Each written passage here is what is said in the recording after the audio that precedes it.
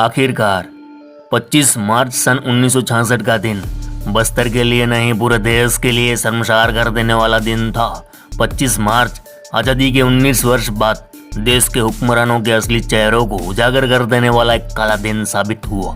इस दिन सत्ता का चरित्र साफ साफ दिखाई दे रहा था और आदिवासी हितों की पैरवी करने का दिखावा करने वाला सत्ता का मुखौटा भी उतर चुका था। बस्तर के आदिवासियों के हितों की लड़ाई लड़ने वाले प्रवीर चंद्र भंजदेव जैसे दिलेर राजा की जरूरत अब कांग्रेस को नहीं थी। मध्य प्रदेश के तत्कालीन मुख्यमंत्री द्वारका प्रसाद मिश्रा की आंखों में वो पहले से खटक रहे थे।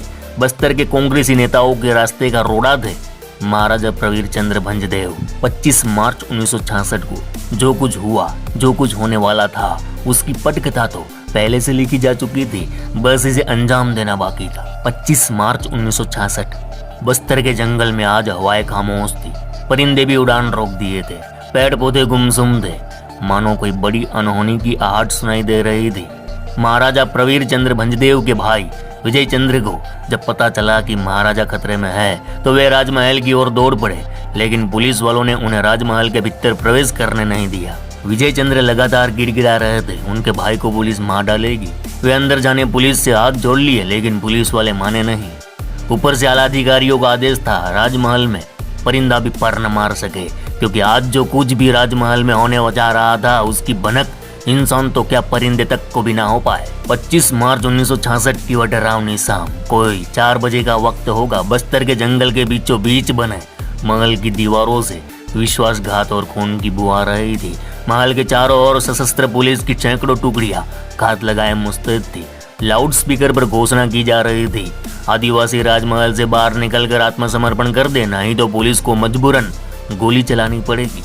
महाराजा प्रवीर चंद्र भंजदेव स्वयं राजमहल के भीतर पुलिस के डर से घुसे हुए आदिवासियों को बाहर निकालने लग गए थे, ताकि कोई भी निर्दोष आदिवासी पुलिस की गोलियों का निशाना न बन सके। जैसे तैसे समझा बुझाकर आदिवासियों को अपने साथ बाहर लेकर आए कि पुलिस ने आदिवासियों को महाराज से अलग थलग कर लाठियों से पीटना शुरू कर दिया।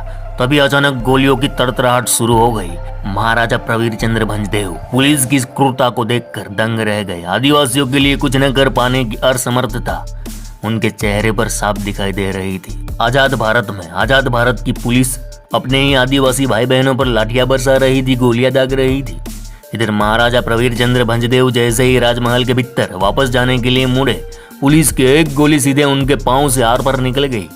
वह जैसे तैसे घायल अवस्था में खून से लथपथ महल में दाखिल हो गए और अपने शयन कक्ष के भीतर पहुंचकर वह बिस्तर पर निढाल हो गए। इससे पहले वह कुछ सोच समझ पाते कि दानवों की फौज बनकर आए पुलिस वालों की एक टुकड़ी उनके कमरे में दाखिल हुई और महाराज को चारों ओर से घेर कर गोलियों से भून डाला। पुलिस वालों ने इसके बाद शयन कक्ष से महाराज के क्षत विक्षत शव को किसी तरह ड्राइंग रूम में लाकर रख दिया। इसके बाद शयन कक्ष से खून और गोलियों के दाग मिटा दिए, ताकि पुलिस के वहसी होने के सबूत मिट जाए। 26 मार्च को दोपहर में प्रशासन की ओर से विजय चंद्र भंजदेव और शहर के कुछ प्रमुख नागरिकों और पत्रकारों को सूचना दी गई। महाराज प्रवीर चंद्र भंजदेव और 13 आदिवासियों पुलिस की गोलियों से मारे गए हैं। फिर शाम को महाराजा प्रवीर चंद्र भंजदेव की अंतिम यात्रा में थोड़े से लोगों को ही शामिल होने की अनुमति दी गई, लेकिन मामा अंतिम यात्रा की खबर पाकर पूरा जगदलपुर शहर अपने प्रिय महाराज को अंतिम विदाई देने उमड़ पड़ा। लोग रो रहे थे, चीख रहे थे। उनके प्रिय महाराज को पुलिस ने जो गोलियों से भून दिया था, वे रूंधे हुए गले से बस एक ही सवाल पूछ रहे थे कि महाराज प्रवीर चंद्र भंजदेव जैसे देवता तुल्य महाराज के साथ पुलिस और प्रशासन ने ऐसा बर्बरतापूर्ण व्यवहार क्यों किया, क्यों उन्हें गोलियों से भून दिया गया। आखिर एक राजा आदिवासियों का भगवान कैसे बन गया, आखिर एक राजा को एनकाउंटर में क्यों मार दिया गया, और फिर कैसे छत्तीसगढ़ बना नक्सलियों का गढ़। ये जानना है तो हमें कई साल पीछे जाकर उस कहानी को सुनना पड़ेगा जिससे पूरा हिंदुस्तान अनजान है।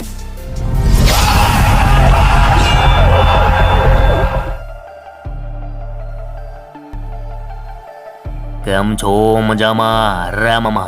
आजादी के समय लगभग 565 रियासतें थी, जिनके शासक नवाब या राजा कहलाते थे। आजाद भारत की कई प्रमुख समस्या में एक समस्या इन रियासतों के विलय की भी थी। ऐसे कई राजा या नवाब थे जो आजादी और विलय को देश हित में मानते थे, इसलिए कुछ रियासत को छोड़कर अधिकांश रियासत ने स्वेच्छा से भारत के संघीय ढांचे का हिस्सा बनकर स्वीकार कर लिया। नए रंग और नए देश की आज़ादी और रियासतों के विलय से बस्तर नरेश और काकतीय राजवंश के अंतिम राजा प्रवीर चंद्र भंजदेव बहुत खुश थे। उन्होंने खुद बस्तर रियासत के विलय पत्र पर दस्तखत किए थे और राष्ट्रीय राजनीति में भाग लेने के लिए कांग्रेस पार्टी में शामिल हुए। बस्तर के आदिवासी दंतेश्वरी देवी और राजा प्रवीर चंद्र भंजदेव में असीम आस्था रखते हैं। बस्तर के आदिवासियों में राजा प्रवीर चंद्र भंजदेव के प्रति लोकप्रियता का अंदाजा इसी बात से लगाया जा सकता है कि उनकी तस्वीर बस्तर के सभी आदिवासियों के घर में देखने को मिल जाएगी। राजा भंजदेव ने आदिवासियों के हक के लिए संघर्ष किया। वे आज़ाद भारत से बहुत उम्मीद रखने वाले रोशन ख्याल राजा थे। उन्हें लगता था कि आज़ाद भारत में आदिवासियों का शोषण अंग्रेजों की तरह नहीं होगा। वे मानते थे कि आदिवासियों को उनकी जमीन पर बहाल करना आसान होगा, साथ ही आदिवासियों को भी विकास की प्रक्रिया का हिस्सा बनने का अवसर प्राप्त होगा। एक समय था जब बस्तर भारत का सबसे बड़ा जिला हुआ करता था। धीरे धीरे इसे 4 भागों में बांट दिया गया। बस्तर, दंतेवाड़ा, कांकेर और कोंडागांव। यहाँ की प्रमुख बोली गोंडी और उसकी उप बोली हल्बी है। हल्बी से याद आया कि हल्बी गीतों में भंजदेव का इतिहास समाया हुआ है। इस काकतीय वंश के प्रथम राजा अन्नामदेव थे और इस अन्नामदेव को हल्बी गीतों में चालकी कहा जाता है। चालक का अर्थ हुआ चालुक्य। यह सर्वविदित है कि चालुक्यों से ही काकतीय का विस्तार हुआ है। राजा प्रवीर चंद्र भंजदेव का जन्म हुआ सन 1929 में शिलांग में। बचपन में ही माता पिता की मृत्यु के पश्चात 6 वर्ष की अवस्था में ब्रिटानिया हुकूमत ने उनका राज तिलक करवा दिया। उनकी आगे की देखरेख ब्रिटिश अधिकारियों द्वारा की गई। 18 वर्ष की आयु के बाद आज़ाद भारत में उन्हें बस्तर की सत्ता सौंपी गई। मामा आपको बता दें कि आज़ादी के बाद ऐसी भी रियासतें थी जो भारतीय गणराज्य में शामिल होना नहीं चाहती थी। उसमें हैदराबाद निजाम भी थे। उसी समय बस्तर के दंतेवाड़ा, तब के बेलाडीला में लौ अयस्क का भंडार होने की जानकारी मिली। यह आर्थिक रूप से भारत या बस्तर रियासत के लिए बहुत महत्वपूर्ण था। हैदराबाद निजाम अनेक प्रलोभन देकर बस्तर रियासत को अपने पक्ष में करना चाहते थे, लेकिन राजा प्रवीर चंद्र भंजदेव हैदराबाद की सलाह को ठुकरा दिए और आज़ाद भारत में आदिवासियों के बेहतर जीवन की कल्पना कर भंजदेव ने 1 जनवरी 1948 को विलय पत्र पर हस्ताक्षर कर बस्तर को भारतीय गणराज्य में शामिल कर दिया। सन 1957 में राजा भंजदेव ने जगदलपुर विधानसभा का चुनाव लड़ा और भारी मतों से विजयी हुए। जीतने के बाद उन्होंने स्थानीय लोगों का काम ईमानदारी से शुरू कर दिया। 4 साल में भंजदेव अविभाजित मध्य प्रदेश के सबसे बड़े नेता के रूप में उभर चुके थे। कांग्रेस पार्टी राजा से नेता बने प्रवीर चंद्र भंजदेव को तमाम प्रलोभन देने के बाद भी आदिवासी दमनकारी वाले खेमे में शामिल न कर पाई। तलखियां बढ़ती जा रही थी। हालांकि कांग्रेस का सदस्य रहते हुए ही 1957 में वे विधायक बने थे, लेकर आदिवासियों के प्रति सरकार के रवैये से निराश होकर 1959 में विधानसभा सदस्यता से इस्तीफा दे दिया। मामला था मालिक मकबूला भ्रष्टाचार कांड का। बस्तर रियासत के दौरान ही कानून बना था कि आदिवासी की जमीन गैर आदिवासी नहीं ले सकता, लेकिन आज़ादी के बाद उसमें संशोधन कर कई छेद कर दिए गए। नतीजा यह हुआ कि 1 बोतल शराब या कुछ पैसों में ही बाहरी लोग आदिवासियों के जंगल जमीन हड़पने लगे। साल और सांगवान के जंगल खत्म होने लगे थे। इसे मालिक मकबूला भ्रष्टाचार कांड नाम दिया गया। राजा ने इस भ्रष्टाचार और संशोधन का व्यापक विरोध किया। आदिवासी विरोधी सरकारी नीतियों के खिलाफ जब पूर्व राजा की सक्रियता बढ़ गई, तब फरवरी 1961 में उन्हें कुछ दिनों के लिए हिरासत में ले लिया गया। तब केंद्र में जवाहरलाल नेहरू की सरकार थी। केंद्र सरकार ने कार्रवाई आगे बढ़ाते हुए राष्ट्रपति के एक आदेश के जरिए राजा के रूप में मिली उनकी सुविधाएं भी समाप्त कर दी। इधर इस घटना से पूरे बस्तर में विद्रोह की ज्वालाएं सुलगने लगी। जो शख्स आदिवासियों के मूलभूत अधिकार के लिए लड़ रहा था, चाहे तो वह सरकार के साथ मिलकर जो चाहे वह कर सकता था, लेकिन वह जनमानस के लिए अपना सब कुछ दांव पर लगाने तैयार था। तो बस्तर की जनता एक महासेना के रूप में उसके पीछे खड़ी हो गई। इससे सत्ताधारी पार्टी ने आदिवासियों को टारगेट किया। वह जानते थे राजा खत्म तो आदिवासी खत्म। दावा किया जाता है कि मार्च 1961 में 20,000 आदिवासियों पर निर्ममता पूर्वक अत्याचार किया गया था। गोलीबारी हुई थी जिसमें सैकड़ों आदिवासी मारे गए थे। अब राजा को लग चुका था हमें अलग से राजनीतिक राह बनानी पड़ेगी। कांग्रेस तो वो छोड़ चुके थे, इसलिए 1962 में उन्होंने आदिवासियों के लिए एक पार्टी का गठन किया। इसी साल होने वाले विधानसभा चुनाव में इनके साथियों ने चुनाव लड़ा और बस्तर के 10 विधानसभा सीटों से 9 पर बड़ी जीत हासिल की। राजा के बढ़ते राजनीतिक प्रभाव से देश की सबसे बड़ी सत्ताधारी पार्टी परेशान हो गई।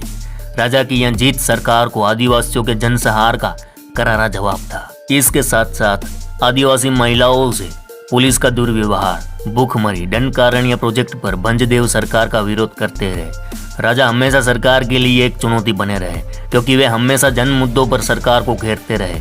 आदिवासियों के बीच उनकी लोकप्रियता भी सरकार को खटक रही थी। राजा के रहते बस्तर में जंगल काटने वाले या खनिज निकालने वाले उद्योगपतियों का घुसना मुश्किल हो गया था। वहीं इन उद्योगपतियों को सरकार का खुला समर्थन हासिल था। सरकार अब कुछ बड़ा कदम उठाने जा रही थी। इसी बीच 25 मार्च 1966 को एक घटना घटी। पूरे बस्तर से बड़ी संख्या में आदिवासी अपनी समस्या को लेकर भंजदेव के समक्ष इकट्ठा हुए। इन्हीं लोगों में से एक विचाराधीन कैदी को ले जाते समय पुलिस और आदिवासियों में झड़प हो गई, जिसमें एक पुलिसकर्मी की मौत हो गई।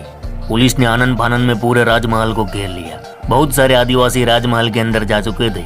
पुलिस ने सभी को आत्मसमर्पण करने के लिए कहा। राजा भंजदेव ने पहले महिलाओं और बच्चों को आत्मसमर्पण के लिए भेजा। इस दौरान पुलिस ने निहत्थे औरतों और बच्चों पर ताबड़तोड़ गोलियां बरसाई। इस शूटआउट में बस्तर के राजा प्रवीर चंद्र भंजदेव समेत करीब 13 आदिवासी मारे गए। ये उस वक्त पुलिस की कहानी थी, लेकिन लोगों के अनुसार वहां बड़ी संख्या में आदिवासी मारे गए थे।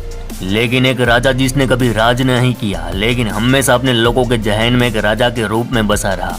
एक ऐसा राजा जो एक ही बार में 9 आदिवासियों को विधानसभा भेज चुका था। एक ऐसा राजा जो पूरी जिंदगी आदिवासियों को मूलभूत धारा में लाने लड़ता रहा। एक ऐसा राजा जिसने तब की सरकार के काले मंसूबों पर लकीर खींच दी कि जब तक मैं जिंदा हूं तब तक किसी के माई के लाल में दम नहीं कि आदिवासियों से अन्याय कर सके।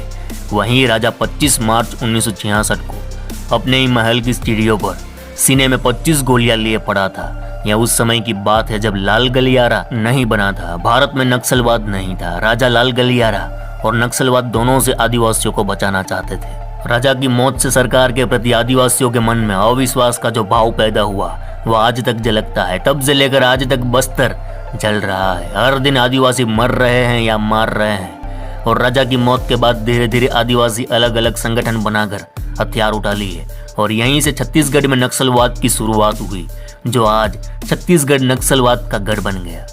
तो मामा आज के लिए बस इतना ही। अगले एपिसोड में ऐसे ही मुद्दों पर वीडियो लाएंगे जिस पर ना कहीं कुछ लिखा गया होगा ना कहीं सुना गया होगा। चलो इस गुज्जू भाई का राम राम, मिलते हैं फिर।